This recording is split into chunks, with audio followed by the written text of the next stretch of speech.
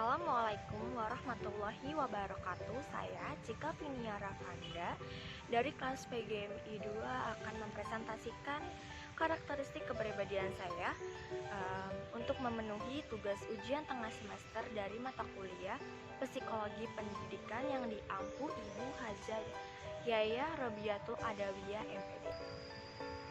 Setelah saya mengikuti tes kepribadian, hasil dari tes tersebut kepribadian saya adalah saya seorang pragmatis. Apa itu pragmatis? Nah, nanti saya akan jelaskan apa itu pragmatis. Jadi, pragmatis itu bisa dibilang si pencinta damai. Kenapa bisa dibilang pencinta damai? Ya karena orangnya nggak suka kedamaian gitu, nggak suka pertengkaran atau nggak suka yang namanya keributan atau konflik kayak gitu. Nah, dan juga sosok ini sangat pemalu dan bisa dibilang dia nggak suka terlalu yang namanya menonjol di suatu tempat keramaian. Sosok ini juga sosok yang menerima pendapat orang lain meski belum tentu pendapat itu bakal kayak dilakukan atau dikerjakan gitu. Ada suatu pernyataan yang paling khas banget dari orang pragmatis, yaitu mengerjakan dengan cara yang paling mudah. Kenapa bisa dibilang kayak gitu? Karena saya sendiri pun kalau mengerjakan suatu hal itu pasti dari hal yang paling mudah atau yang lebih gampang dulu gitu. Nah, pastinya si pragmatis juga ada kelebihan dan ada kelemahannya. Dan yang pertama, terlebih dahulu saya akan menjelaskan kelebihan dari si pragmatis. Pertama, mempunyai pribadi yang tenang, yang kedua ke sana. Yang ketiga, diplomatis, efisien dan teratur. Yang keempat, dapat diandalkan dan humoris. Yang kelima, mudah bergaul dan pendengar yang baik. Yang keenam, penengah masalah yang baik.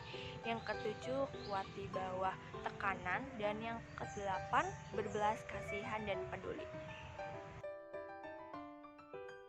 Dibilang mempunyai pribadi yang tenang karena kita tuh harus belajar mengendalikan diri kita dan emosi kita dalam berbagai situasi. Kalau kita marah misalnya tuh kita harus relax, terus tarik nafas dalam-dalam dan cari tempat yang lebih tenang. Lalu ketika sedang panik kita juga harus relax dan duduk, terus pikirkan solusi yang bisa diambil dan dapat dipahami. Karena kalau kita bertindak gegabah pasti hasilnya nggak akan baik. Objektif dalam melihat masalah dan bijaksana. Kenapa harus kayak gitu? Karena sangat perlu untuk dilakukan. Kadang kita selalu mengutamakan kepentingan pribadi dibanding lainnya karena selalu berusaha memandang suatu persoalan dari sudut pandang yang berbeda. Karena pandangan sendiri saja nggak akan cukup untuk menilai sesuatu. Kalau ragu aja pasti meminta pendapat yang lain. Diplomatis, kita harus mempertimbangkan kata-kata sebelum berbicara agar bisa mengambil keputusan yang paling tepat. Bersifat efisien, segala pekerjaan yang dapat diselesaikan dengan tepat, cepat, hemat, dan selamat. Yang teratur, pola hidup yang sesuai dengan aturan dengan baik. Kalau hidup teratur pasti semuanya akan berjalan dengan baik. Dapat diandalkan dan humoris. Kenapa bisa dibilang gitu? Karena saya selalu melakukan apa yang saya ucapkan dan selalu menjadi pendengar yang baik. Dan saya berani meminta maaf atas kesalahan saya yang saya lakukan dan tidak mengulanginya. Dan saya juga selalu peduli pada kondisi teman dan atasan saya.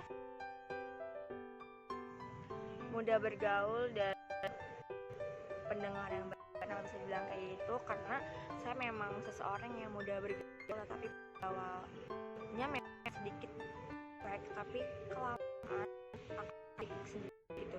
Ya tergantung pada lingkungan lingkupnya atau lingkungannya gitu. Dan saya juga selalu menjadi bahan curhatan teman-teman saya. Pastinya saya akan mendengarkan dan pastinya juga akan memberikan solusi, saran atau nasihat. Penengah yang baik, yang sangat baik. Yap, kadang malesin banget gak sih kalau ada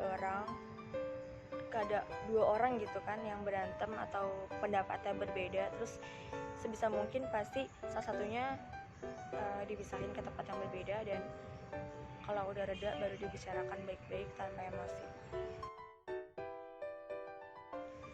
Kuat di bawah tekanan. Kenapa bisa dibilang kuat di bawah tekanan? Karena saya pernah mengalami berada di bawah tekanan. Sampai saya nggak tahu harus melakukan apa. Kadang mengendalikan diri sendiri saat di bawah tekanan adalah hal yang paling sulit. Karena pikiran dan hati kayak beradu dan ujungnya akan nangis gitu. Selanjutnya, berbelas kasihan dan peduli. Kadang jika melihat ada teman yang kesulitan, rasa ingin membantu pasti ada. Terus juga kalau kita bisa membantu ya pasti ngebantu gitu. Kadang belum bisa membantu, rasanya kayak berat banget, dan pastinya tingkat kepedulian tuh besar sekali gitu kan. Nah, selanjutnya saya akan menjelaskan dari kelemahan si plekmatis. Yang pertama itu ada egois. Yang kedua tidak punya motivasi dan menunda-nunda. Yang ketiga tidak tegas dan cari aman sendiri. Yang keempat menghindari konflik. Yang kelima cepat panik dan penakut. Yang keenam kurang berorientasi pada tujuan. Yang ketujuh acuh tak acuh dan pemalas. Egois, kenapa bisa dibilang egois? Karena saya kadang suka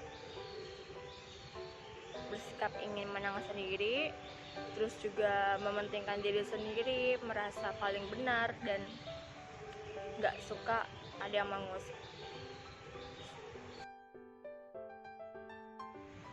Tidak punya motivasi dan menunda-nunda. Kenapa bisa dibilang kayak gitu? Kadang saya menjalani hidup sesuai alurnya, kayak lebih yaudah gitu jalanin aja dulu. Dan kadang kenapa suka menunda-nunda, karena kayak lebih kayak demen aja gitu kalau satu kerja dikerjainnya mepet-mepet, dan kayak lebih enak gitu, kayak baru dikerjain udah mepet waktunya. Tegas dan cari aman. Ya memang bukan orang yang sangat tegas gitu, terus juga ya emang demen banget cari aman sendiri. Menghindari konflik, ya karena anaknya pecinta damai, jadi kayak lebih baik menghindari konflik deh. Terus juga males gitu kalau ada konflik. Cepat panik dan penakut. Ya saya orangnya emang panikan banget, terus juga penakut. Kayak panik itu kayak benar-benar panik gitu. Kadang sulit banget untuk mengendalikan supaya tenang, dan takut kalau nanti itu kayak nggak bakal maksimal gitu kalau kayak berlebihan paniknya. Kurang berorientasi pada tujuan, ya kurang lebihnya seperti itu gitu. Kadang sangat kurang sekali kalau kayak berorientasi pada tujuan, nggak tahu kenapa. Acuh tak acuh dan pemalas, ya ini benar banget gitu, kayak acuh tak acuh gitu. Soalnya kan kayak gimana ya, emang gini gitu, kayak lebih masa bodoh dan kayak nggak peduli gitu orang mau ngomong apa. Dan yang tadi yang pemalas itu ya sama kayak tadi, kayak sering banget menunda-nunda pekerjaan, dan kayak demen banget kalau udah deadline-nya baru dikerjain gitu. Oke, sekian dari presentasi yang saya sampaikan, kurang lebihnya mohon maaf. Wassalamualaikum warahmatullahi wabarakatuh.